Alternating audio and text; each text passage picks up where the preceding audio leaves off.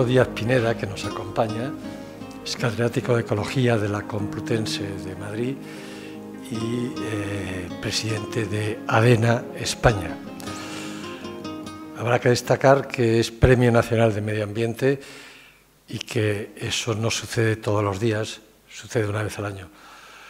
Especializado en varios aspectos relacionados con la planificación territorial, con aspectos relacionados también con la regulación de la biodiversidad biológica. Es un hombre que ha viajado por distintos puntos de Europa manteniendo estancias en Francia, Italia, Alemania e Inglaterra, autor de varios artículos, de algunos libros, en colaboración con otros colegas, y es miembro de distintas organizaciones internacionales que voy a nombrar por no alargarme, y al mismo tiempo destacar que ha recibido distintos honores y premios, pudiendo destacar el de la Alhambra de la Universidad de Sevilla, el Premio Defensa de la Naturaleza Osborne, Premio Erosión en Pastizales, Medio Ambiente sobre Estudios Temáticos, y el Ayuntamiento de Madrid por la cartografía ecológica. Tenemos con nosotros a Francisco Díaz Pineda. Muchas gracias, Francisco. Bien, la referencia de la charla, la referencia de esta tarde, es el paisaje. Ahí tienen ustedes varias imágenes. La de arriba a la derecha pues son unas praderías con unos setos de separación entre parcela que quizá alguno de ustedes conozca. Eso es Asturias. A la izquierda hay una imagen de muy diferentes características. Es el paisaje de un ambiente árido, donde al contrario de lo que ocurre arriba a la derecha, pues aquí a la izquierda no llueve más de 100 milímetros, es decir, 100 litros por metro cuadrado al año. Eso es una fotografía estupenda, hecha por un fotógrafo de prestigio realmente, donde los haya, la he hecho yo, y corresponde a la isla de Fuerteventura, un ambiente absolutamente árido, desértico, y la de abajo a la derecha pues es otra imagen diferente que estamos percibiendo con la vista y que corresponde al Valle del Henares, cerca de Madrid, ¿no? De manera que son diferentes imágenes que nosotros percibimos y pues podemos llamarle diferentes expresiones del territorio, diferentes expresiones del paisaje, ¿no? Es decir, que el hilo conductor de la charla, en el tiempo que tenemos, que no es mucho, pues afortunadamente para ustedes, pues es la dialéctica entre paisaje y territorio, que viene a ser lo mismo para mucha gente. Los ingleses al paisaje le llaman landscape, es decir, el aspecto del terruño, del land, ¿no? De la tierra singular, y los franceses, los españoles llaman paysage, es decir, cómo es este país, ¿no? Qué características tiene eso que estoy percibiendo. Y ahora veremos que yo tengo una idea acerca del paisaje que vamos a comentar y que nos va a servir de hilo conductor para la charla, ¿no? Este esquema que ven ustedes ahí es una cosa que a mí me preocupa. Tengo que hablar con micrófono siempre. Hay un micrófono de mano para poderme mover por el tablao este y os bailo de camino una sevillana. Porque no estoy a gusto estando sentado. Bueno, pues quería decirles a ustedes, esto es un esquema de un libro que tenemos en prensa y que estaba a punto de salir publicado por el Ministerio de Medio Ambiente, que se llamaría Conectividad Ecológica y Socioecológica, pero que a punto de salir yo dije, mejor lo retiramos porque le vamos a añadir algunas... Gracias. ¿Se oye? Hay que pulsarle... Sí. Un segundito. ¿Ahora ya? ¿No? ¿Sí? ¿Se me oye? Bueno, pues decía que este libro pues, es el resultado de un proyecto que nos ha llevado varios años, que nos sigue llevando y que finalmente vamos a publicarlo a través de Europarc, la Federación Europea de Espacios Naturales Protegidos. El volumen número 4 de la serie pues será un libro y ahí se va a seguir, pretendemos que sea cofinanciado por el Ministerio y por Europarc. Y bueno, y este es el esquema de la idea, ¿no? yo considero que en el territorio, o si quieren ustedes en el paisaje, en el aspecto que tiene el territorio, convergen tres planos. Es decir, que podemos ponernos tres gafas distintas y ver el mismo sitio, pero con tres gafas diferentes. Las gafas que tendríamos puesta cuando hablamos de la zona de abajo, de la imagen de abajo, pues sería la imagen que se refiere a los fenómenos físicos y los procesos biológicos que ocurren en un lugar determinado. Y está representado aquí esquemáticamente con una serie de ciclos y de movimientos de unas flechas que ponen en conexión unas partes con otras del territorio. Y los fenómenos físicos son los que están ligados a la insolación, es decir, el efecto que tiene la radiación solar sobre el terreno, el calentamiento del suelo, la evaporación del agua, el calentamiento del aire y, en consecuencia, su movimiento, es decir, la generación de viento, etcétera. Es decir, no solamente hay fenómenos físicos, sino también hay fenómenos biológicos que tienen que ver sobre todo con la vida que allí, en esas condiciones ambientales, en esa trama de relaciones, pues permite que existan unas especies biológicas y no otras, y que sea muy diferente el paisaje que hemos visto en unas y otras de las imágenes que vimos antes. Pues estos procesos físicos generan otra forma de ver el mismo territorio con otras gafas, que sería el paisaje, sobre la cual imagen yo he adoptado aquí una expresión de tipo cartesiano, es decir, la longitud, la latitud y la altitud. La visión que tenemos de esta habitación tiene que ver con el alto, el largo, el ancho, y el hombre, el ser humano, pues tiene una visión del mundo de una base fuertemente cartesiana, que sería el paisaje. Pero también existen unos fenómenos de tipo socioculturales, que son en parte dependientes de lo que ofrece el paisaje y en parte también generadores, estos procesos socioculturales, del paisaje, y también capaces de modificar el funcionamiento físico del territorio. Es decir, que un mismo sitio se puede ver con tres planos, con tres gafas diferentes, y nuestro objetivo en este libro, que nos ha llevado, como digo, varios años, pues consiste en formalizar, en darle forma, a ser posible numérica, a esas relaciones y cómo se podrían expresar. ¿Qué idea tengo detrás de lo que hemos dicho que es el paisaje? No sé si se ve bien. Ustedes ven bien. Yo desde aquí veo fatal. La imagen no se ve muy bien. Se están perdiendo una conferencia preciosa porque las imágenes estas eran muy bonitas. Bueno, pues digo que, en mi opinión, el paisaje pues, es una composición mental. Es decir, en el campo nosotros podemos ver pues, ese árbol que es una encina, ese otro árbol que es un nogal, una ladera con matorral, esto representa una carretera, esto es una señal de tráfico, y nuestra mente lo que hace cuando percibe esa información pues es que compone eso que llamamos paisaje. Y esto sería la composición en nuestra mente. Es decir, el paisaje en realidad no existe. Lo que existe son unos componentes que nosotros integramos y lo hacemos desde que éramos pequeñitos, desde que compusimos el primer paisaje, que fue la cara de nuestra madre que nos daba de mamar. Los que tuvimos la suerte de mamar, de nuestra madre. Y el primer dibujo que hacemos pues es la cara de la madre, de la cual cara le salen los brazos y le salen las piernas, porque el resto del cuerpo no formaba parte de nuestro universo todavía, ¿no? Ya después entendemos que efectivamente el mundo pues, es un poquito más complejo que la cara de nuestra madre. De manera que esa es la idea que hay en torno al paisaje o debajo del paisaje, que es nuestra percepción de unas tramas de relaciones entre cosas y que nosotros imaginamos. Entonces, esto que voy a decir ahora pues es objeto de cierta polémica después en la literatura, y es que, en mi opinión, tan real es el paisaje que percibe un ciego como el paisaje que percibe una persona que no es ciega, pero que es sorda y carece de olfato porque está resfriado.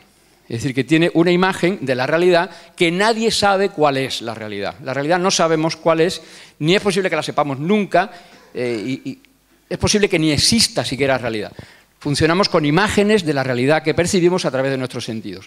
Esto me viene de la escuela de mi maestro, de González Fernández, que decía que el paisaje es la percepción polisensorial, con todos los sentidos, no solo con la vista, de unas tramas de relaciones que los ecólogos llamamos ecosistemas, que son conjuntos de fenómenos físicos, sobre todo fenómenos físicos, algunos procesos biológicos y, dentro de los biológicos, procesos culturales, es decir, debidos a la actividad humana.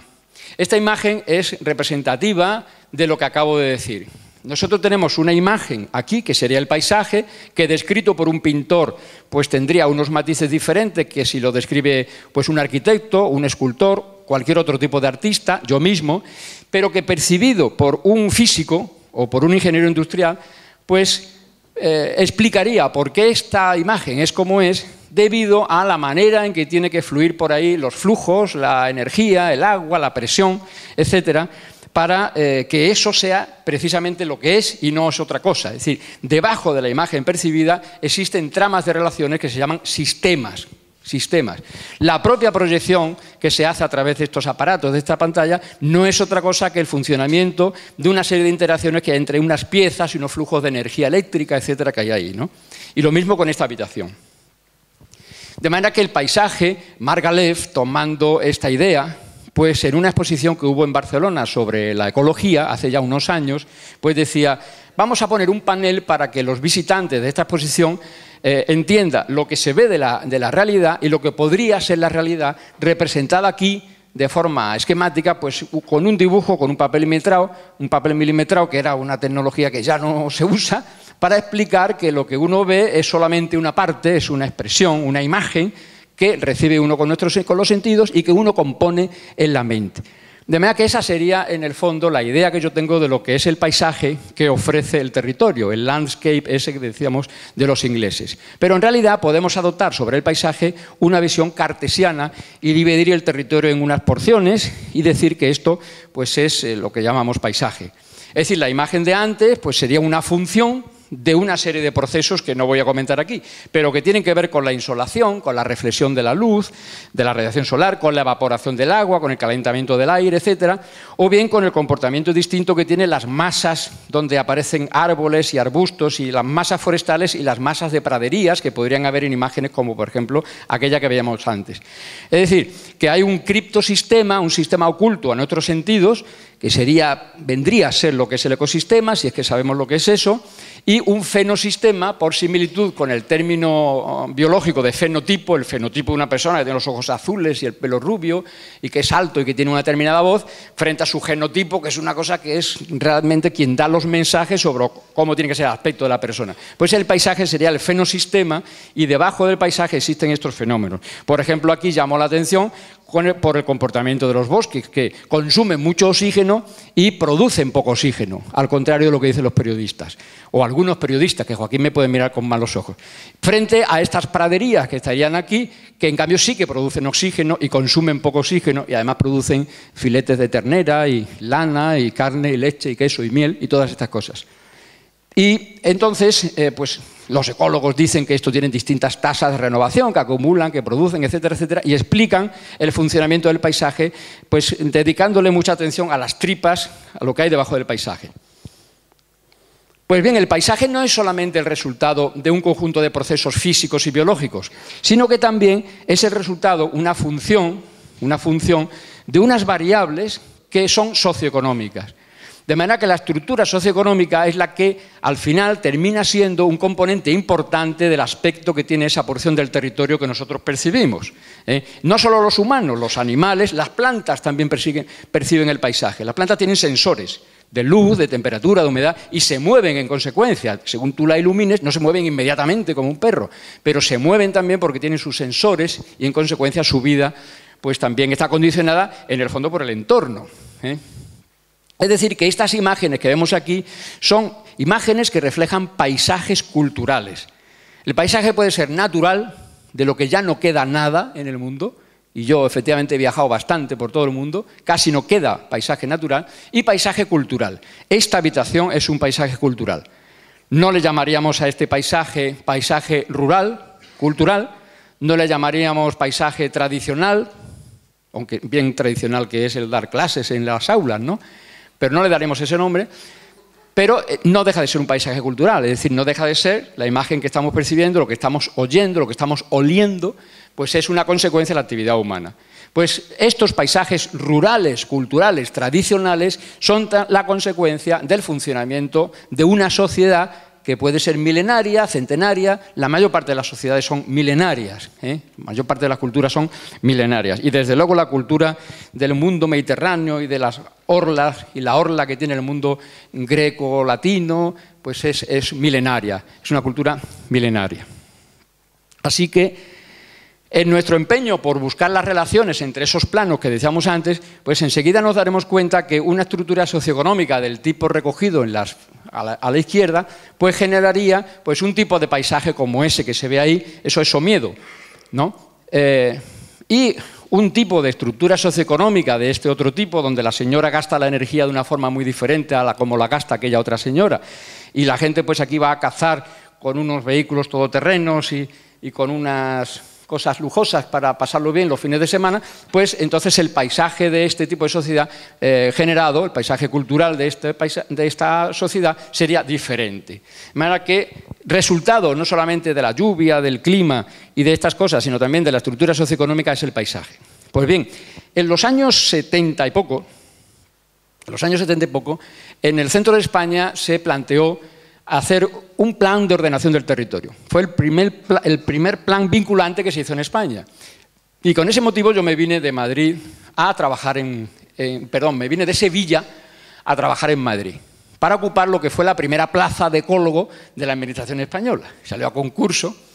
¿Y qué se hizo? Pues después de varios años de trabajo, lo que se hizo fue un mapa que yo no tuve el más mínimo sonrojo al decir que era un mapa de ecosistemas. Es decir, estamos tan seguros de lo que hacíamos que fuimos capaces de producir un mapa de unas unidades espaciales con unos límites perfectamente definidos que los describíamos con unas leyendas que decían cuáles eran sus potencialidades, cómo reaccionaban ante diferentes utilizaciones que se pudieran hacer del territorio, y eso se denominó Plan Especial de Protección del Medio Físico, no psíquico ni biológico necesariamente, sino Plan Especial de Protección del Medio Físico, en la llamada Comisión de Planificación de la Región Central Española, la COPLACO.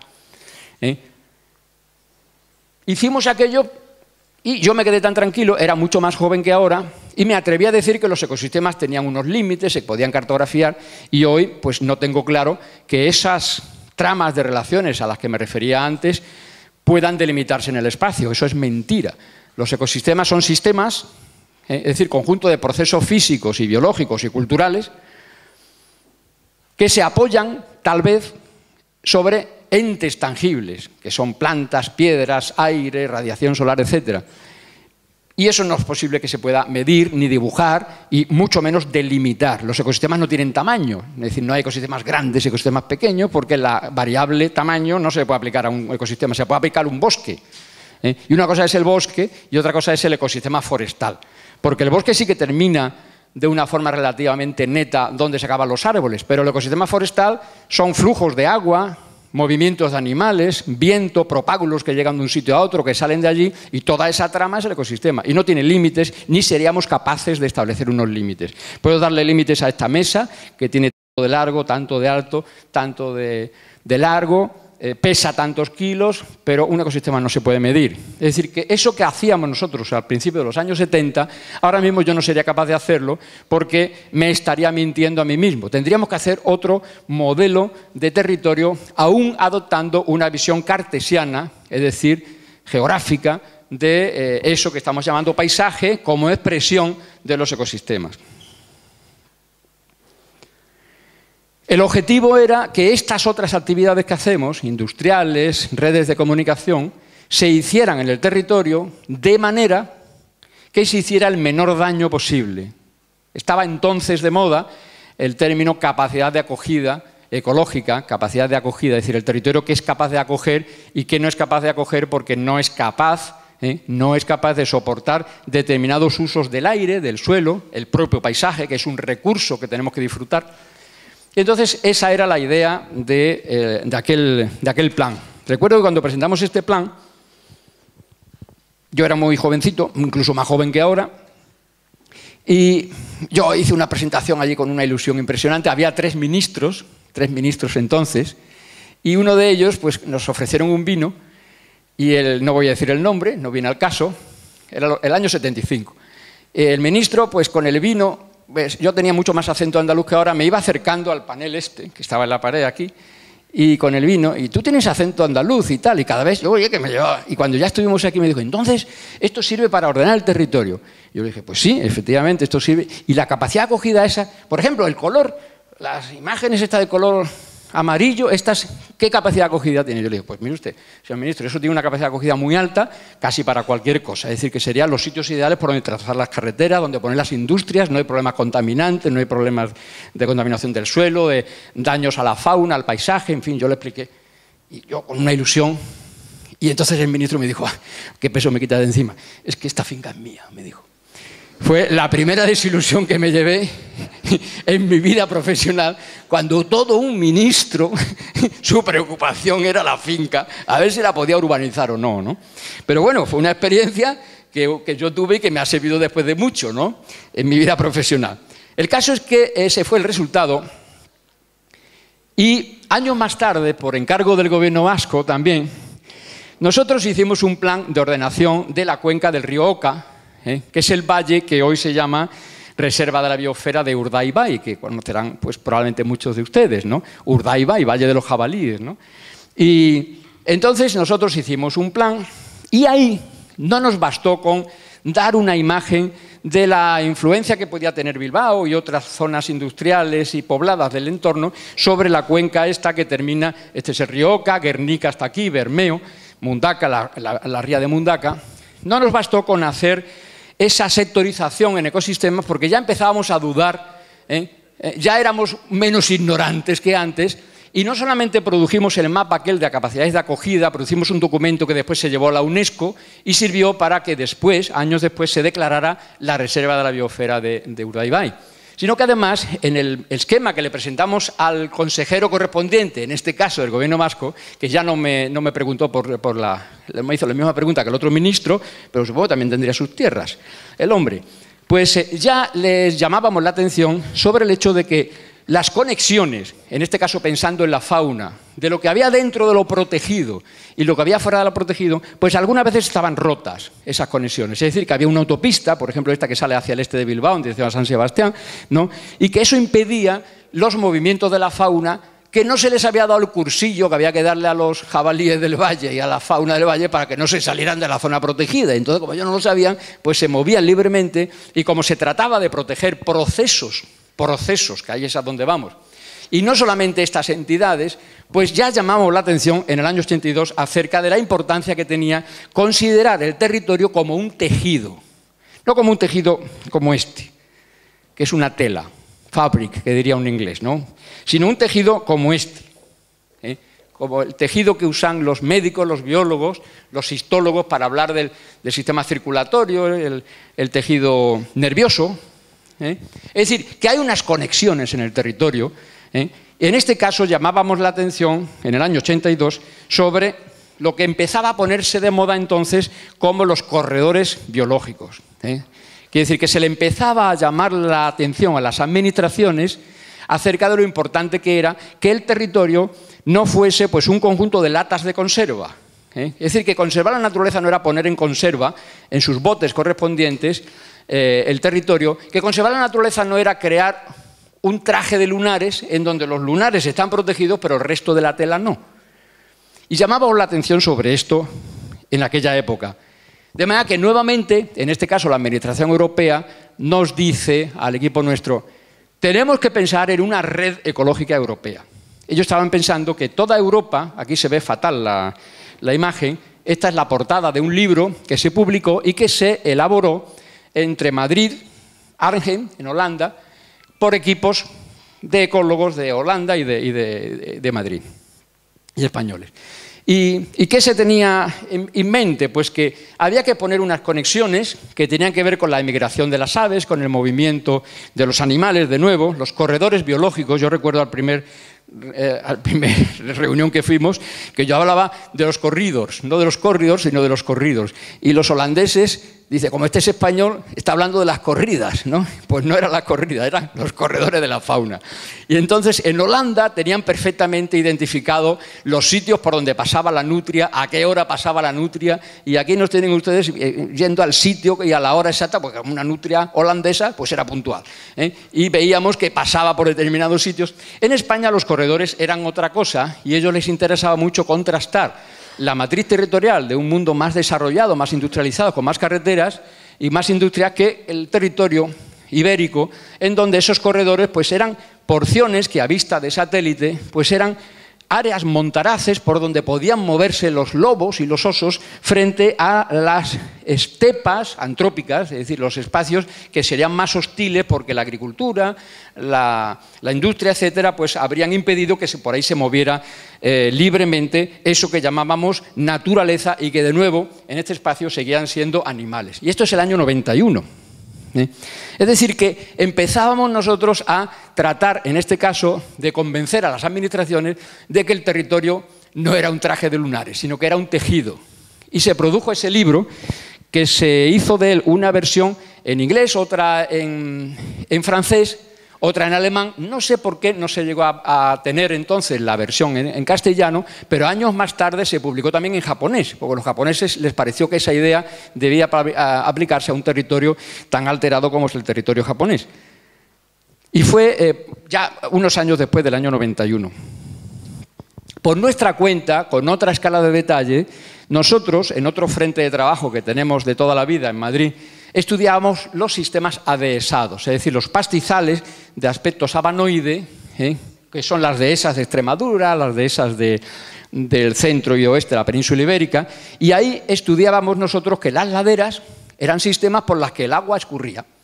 Es decir, que cuando llovía, pues el agua se infiltraba en el suelo e iba desde las zonas altas a las zonas bajas, y que en verano las zonas altas se secaban y las bajas estaban heredando no solamente el agua, sino también los nutrientes que llevaban en disolución, y que de alguna forma la fertilidad de las zonas bajas dependía de que se mantuvieran las zonas altas, en esos paisajes alomados que son estas zonas marginales.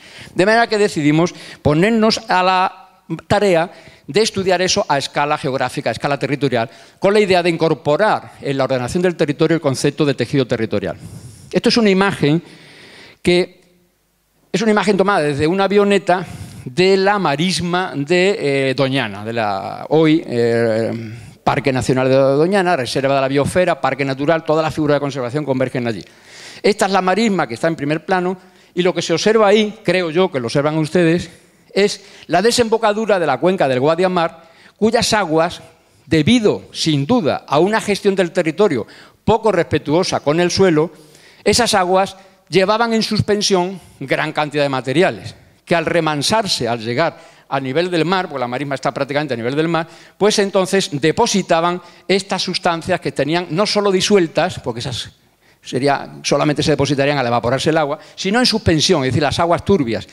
De manera que yo llamaba la atención sobre el hecho de que las marismas de Doñana iban a morir a una velocidad mayor de lo que normalmente es la vida y la muerte de todas las marismas del mundo, que terminan colmatándose. De hecho, esto es la desembocadura del Guadalquivir, que Heródoto describía como un estuario. Es decir, que eso era mar antes. Yo llamé la atención con esta figura en un congreso que organizó la Administración andaluza en Benalmádena, y dije que la conservación del territorio de Doñana estaba muy lejos de ser la delimitación de un espacio con una cerca diciendo de este metro cuadrado para acá está protegido y de ese metro cuadrado para allá no está protegido. Y que lo que había que proteger eran procesos cuyo mantenimiento era la garantía de que allí hubiera águila imperial y lince y todas estas cosas que nos llaman la atención. Es decir, que no es posible tener águila imperial si el sistema del cual forma parte el águila imperial no funciona. Y ese sistema no es solamente físico, es un sistema cultural.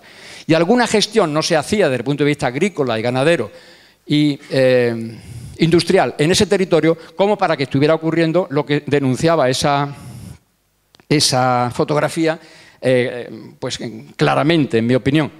En fin, aquello se creó un revuelo tremendo en la sala, porque allí me dijeron, pero bueno, ¿no le parece a usted suficiente con que ya tengamos aquí un espacio protegido? ¿Le parece poco que encima hay que proteger el país entero? Y yo dije, claro, usted no, hay que proteger el país entero, hay que concebir el desarrollo de una forma muy diferente, hay que proteger los procesos. Y Doñana no es más que el resultado del mantenimiento de una serie de procesos, es como un indicador, y allí está el águila, que siempre es lo que en ADENA ponemos como imagen cuando decimos hágase socio de ADENA, y ponemos una imagen de un águila, nunca ponemos un mosquito. Y tan importante es el mosquito como el águila, pero se acude siempre a una imagen emblemática. La gente en su escudo pone un águila, no pone un mosquito, ¿no? Bueno, ahora acabo de volver del Vaticano y nuevamente visité Roma, estaba allí de sabático, y visito el Museo Vaticano, y el escudo del Papa Urbano VI tiene 3 moscas. Pero claro, era un papa, era un personaje humilde y no era ningún personaje de estos aristócratas, ¿no? O por lo menos ese papa no lo era. Cosa rara en la historia de los papas. Poco tiempo después de aquella reunión de Benalmádena, que dio tanto que hablar, los periódicos decían, este señor está loco que quiere proteger todo el territorio, se rompió la célebre presa de las minas con un pH de 0, como la Coca-Cola, como el zumo de limón. Y además con metales. Como ustedes saben muy bien, los ácidos disuelven los metales, por eso la Coca-Cola vale incluso para desatacar cerraduras, ¿no? Por el pH tan ácido que tiene. Y se rompió aquello, y entonces aquello costó pues muchísimo dinero en recuperar el llamado corredor del Guadiamar. Lo que más me disgustó de esto fue el dinero que costó. O sea, que eran mis impuestos. Eso era lo que más doloroso me resultó de la rotura de la presa del Guadiamar. De no entender que la conservación de la naturaleza era la gestión, es decir, la administración de un territorio que está vivo, y solamente estoy hablando ahora, porque hay más procesos, del ciclo del agua. Es decir, que el territorio, podemos delimitar o no estas unidades, estas teselas más o menos artificiales, esos aspectos de los bosques, de los prados, etcétera, pero lo que sobre todo es el territorio es un fenómeno que se parece más al fisiológico que al anatómico. La fisiología de un ser vivo junto a su anatomía, pero no solo su anatomía. No podemos proteger el fémur sin olvidarnos de la tibia y del peroné, ¿no? Esta es la idea. Esto es un tejido inerte, aunque está hecho de algodón, ya no es lo que era el algodón cuando estaba vivo, y esto es la imagen que a partir de ahora yo invito a los presentes que tengan del paisaje y de lo que hay debajo del paisaje, del territorio y de cómo funciona el territorio, como un tejido. Eso, si ustedes me lo permiten, es la imagen fundamental de lo que yo quiero comunicar hoy en día. Es decir, que cualquier tipo de territorio no es un conjunto de teselas, como si de un mosaico romano se tratara con unas unidades que no tuvieran conexión entre ellas, sino de un tejido vivo entre los cuales unidades que podemos diferenciar. Si viene al caso que no es necesario diferenciar esas unidades, a un botánico le resultará importantísimo diferenciarla porque su objetivo pues, es diferenciar unos tipos de vegetación de otra, o a un edafólogo que quiere diferenciar los distintos tipos de suelos, o a un agrónomo que quiere saber dónde crecen las patatas y dónde no, ¿no? Pero no a una persona que entiende de tramas de relaciones. Aún así, ante una imagen, pues es frecuente, esto es un dibujo de unas prácticas que hacemos en la universidad, tú le das una imagen y un lápiz a una persona y tú le dices, pues hazme un análisis de esa figura, un análisis, una lisis, una rotura en partes, ¿no? Y entonces la gente pues, puede hacer esto, y no todo el mundo divide esa imagen de las mismas partes. Esto tiene, cualquiera se habrá dado cuenta, pues una lógica que va desde las zonas de montañas, de media ladera, los cultivos, etcétera. Pero con otro criterio, pues pudiéramos dividir eso en otras partes diferentes y que en consecuencia no es suficiente con entender el territorio con base de su ordenación, con base para su ordenación, de esta manera tan simple, sino que hay que ser un poquito más, en la fecha en que nos encontramos, ambiciosos al hablar de que queremos gestionar los recursos naturales, que queremos gestionar el territorio. Esa imagen que ven ustedes ahí arriba, a la izquierda, esta planta es Juncus maritimus. Es un junco, su nombre es Juncus maritimus, que crece cerca del mar, en sitios donde hay mucha sal, y la imagen está tomada cerca de Madrid. La imagen es estupenda, pero no la van a ver ustedes también porque no consigo que funcione este sistema. La hice yo también, y entonces pues yo le pregunté al junco este, ¿qué haces un chico como tú en un lugar como este? Tú te llamas Juncus maritimus, ¿qué haces aquí cerca de Madrid? Y él me dijo, es que el terreno este es un terreno salino. Efectivamente es una planta que además de ser freatofita, es halofita. Freatofita, saben ustedes que son las plantas que viven en los sitios húmedos. Freatos significa pozo en griego. Freatofita es planta pozo, es decir, una planta que saca el agua de donde la hay, de donde no la hay no. Pues esta además de freatofita es halofita, es decir, que el agua que le gusta a ella es el agua salobre. Y ahí crece, porque como ellos dispersan sus semillas por todo el mundo, allí donde cae una semilla y el agua es salobre, esa semilla crece, se convierte en plántula y después en planta. Y los sitios donde no hay eso, pues esa planta se muere.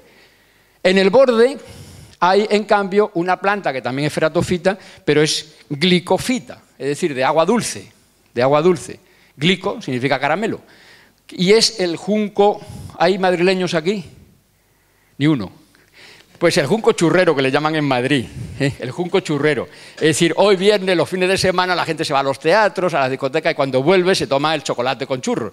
Pues ese chocolate se lo dan en las churrerías, ensartado en un junco, que es donde se ensartan los churros. Bueno, pues esa planta denuncia agua dulce. Esta imagen quizás le suene a alguno de los presentes, y es una imagen que también llama la atención. ¿Qué hay debajo de la imagen de la izquierda? Pues debajo de la izquierda lo que hay es ni más ni menos que el flujo del agua. Esa imagen está tomada en una zona sedimentaria, estas son las montañas del Guadarrama que afloran, esto es granito, y aquí hay un inmenso montón de arena de 2 kilómetros de profundidad, Madrid está aquí, por donde el agua recarga desde la sierra y tiene un recorrido más o menos largo, un recorrido corto o muy largo, y dependiendo del recorrido de las aguas subterráneas, así de salobres serán las aguas que se evaporen en los humedales. Un humedal, miren ustedes, un humedal es una porción del terreno donde el balance de agua es negativo. Con menos palabras no se puede decir. Una porción del terreno donde el balance de agua es negativo, es decir, donde se evapora más agua de la que llueve. Entonces, si se evapora más agua de la que llueve, eso quiere decir que de algún sitio le vendrá el agua. Si tú gastas más dinero de lo que declaras, es que tienes unos ingresos extras, ¿no? Pues esa es la mejor manifestación de que los ecosistemas existen. Pero que no son cosas tangibles, sino que hay que medirlas. Es decir, que los humedales estos no solamente evaporan el agua que le cae encima, sino el agua que le escurre o la que le llega por debajo, si el recorrido es largo, cargado en sales. En cambio, las descargas locales son recorridos muy cortos en donde el agua no le da tiempo de salinizar. Y eso puede converger en un mismo humedal. Es un humedal hipogénico, la fotografía está hecha en verano y en consecuencia está seco el suelo. Hubo un ministro, cuando vio que los humedales de La Mancha estaban secos en verano, hizo un trasvase desde otro río para que pudieran haber patos también en verano. O sea que convirtió aquello que era naturaleza en una piscina para patos, ¿no? Y se quedó tranquilo. Yo lo denuncié en una revista y me dijeron, pero hombre, ¿cómo se te ocurre denunciar al ministro? Y lo ha hecho con toda su buena fe. Sí, pero si a mí me parece bien, los parques zoológicos están muy bien, los jardines botánicos, pero la naturaleza es otra cosa, ¿no? Bueno, pues esto hay debajo de esa imagen. Entonces, si queremos conservar los humedales, tenemos que conservar la trama de relaciones de la cual forman parte. No consiste la cosa en ponerle una cerca y diciendo zona protegida y aquí no se puede hacer tal cosa o tal otra. Es decir, que esto de ordenar el territorio es una cosa muy seria. Y en este caso el mantenimiento de esta laguna significa, sobre todo, el mantenimiento de la cuenca sobre la cual drena el agua que termina apareciendo ahí en superficie, junto a la que pueda aparecer por grietas y por fenómenos también hipogénicos, de los que ocurren por debajo.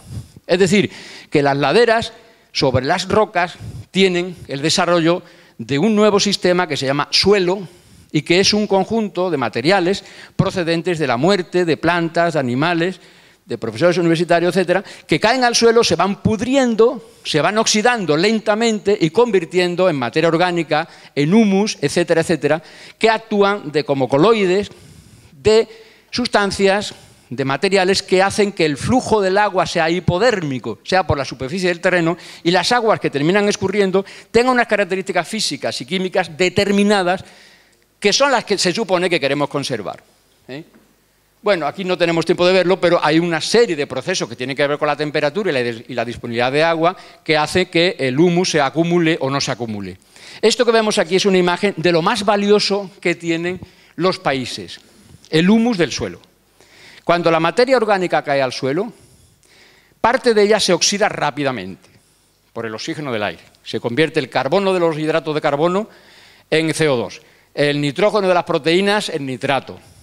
Pero parte de esa materia orgánica se oxida muy lentamente, gracias a la actividad de las bacterias y los hongos del suelo. Y en esa oxidación lenta se produce una sustancia negruzca, que son los ácidos fúlvicos y los ácidos húmicos, que son como una crema, como un coloide negruzco que le da cohesión a las partículas de arcilla y de arena y hace que el agua ni se evapore rápidamente ni escurra rápidamente arrollándolo todo, sino que se comporta eso como una especie de esponja, gracias a lo cual existe todo lo demás. Todo lo demás. Y es un proceso que es bien conocido. ¿Quién diría que el mantenimiento de esto depende del mantenimiento de esto? Pues así es. Así es. Bueno, pues esto es una afirmación. Cuando uno analiza la declaración de un espacio natural protegido, uno lee en las declaraciones que hace la Administración la intención que se tiene y siempre se llama la atención a los paisajes valiosos y a la biodiversidad.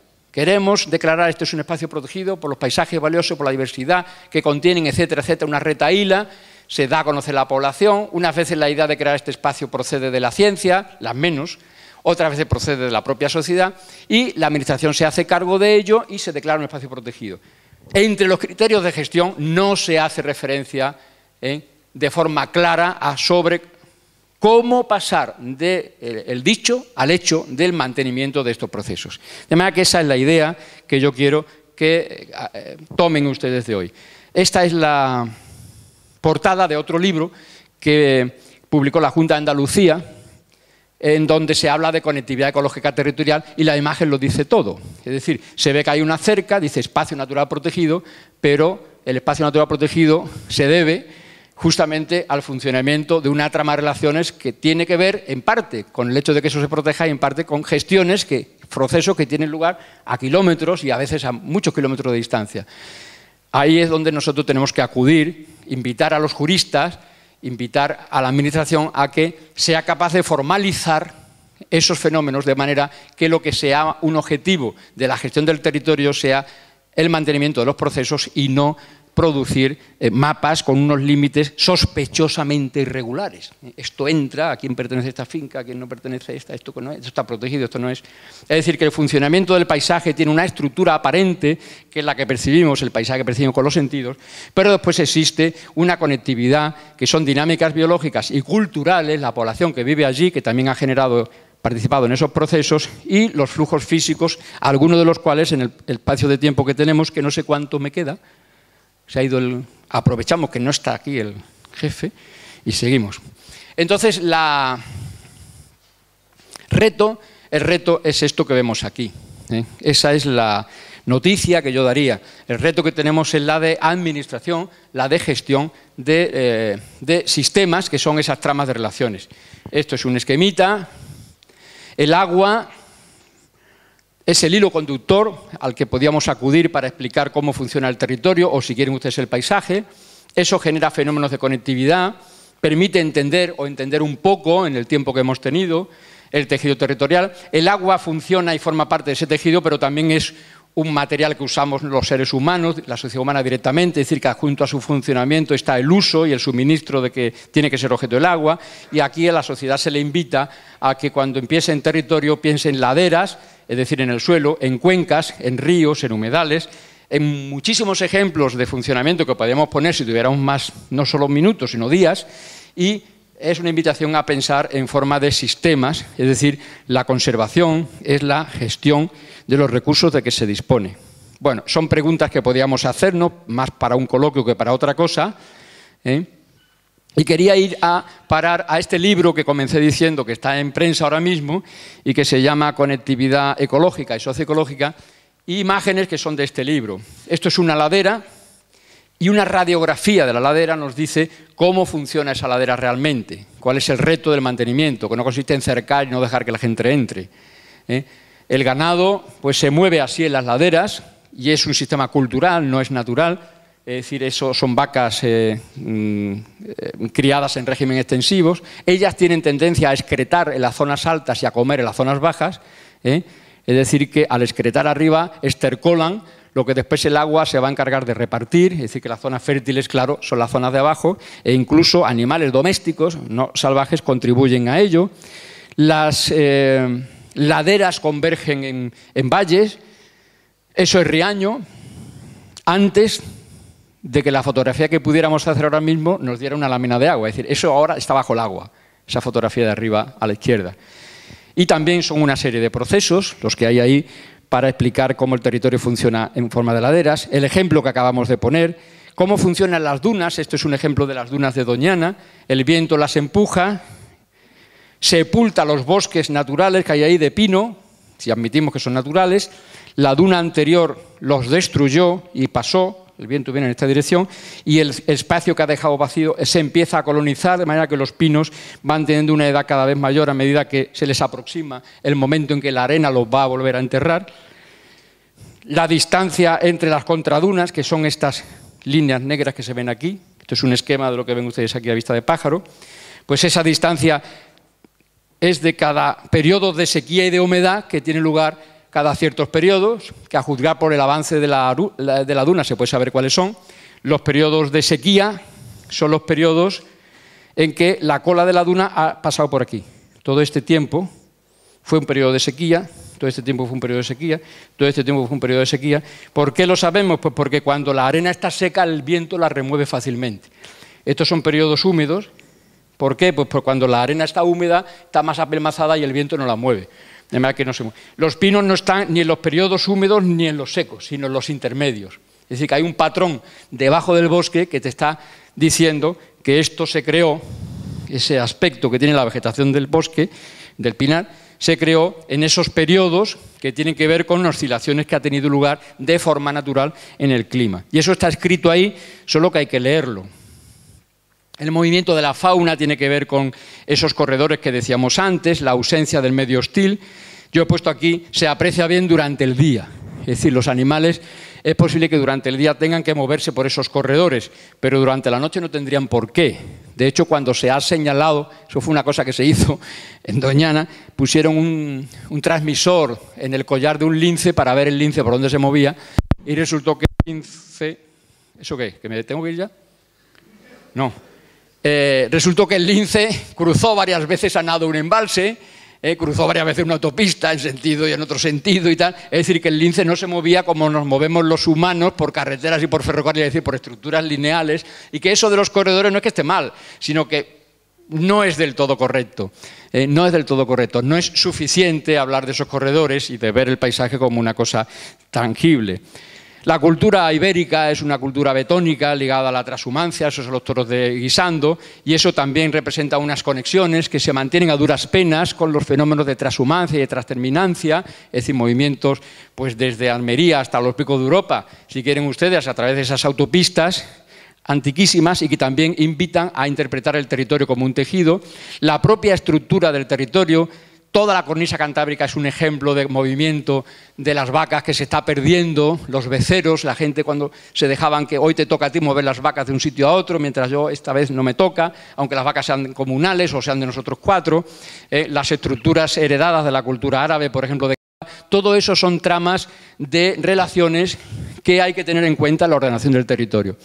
Este logo no es mío, es de Carles Castell, que es un miembro de Europar Cataluña, que dice, efectivamente hay que conservar estos bosques, hay que conservar estos nodos de las redes territoriales, pero sobre todo lo que hay que conservar es la imagen del territorio, es decir, la matriz dentro de la cual quedan esos humedales y quedan esas zonas que consideramos valiosas y dignas de declarar zonas protegidas, olvidando a veces el resto del tejido y prestándole excesiva atención al traje de lunares.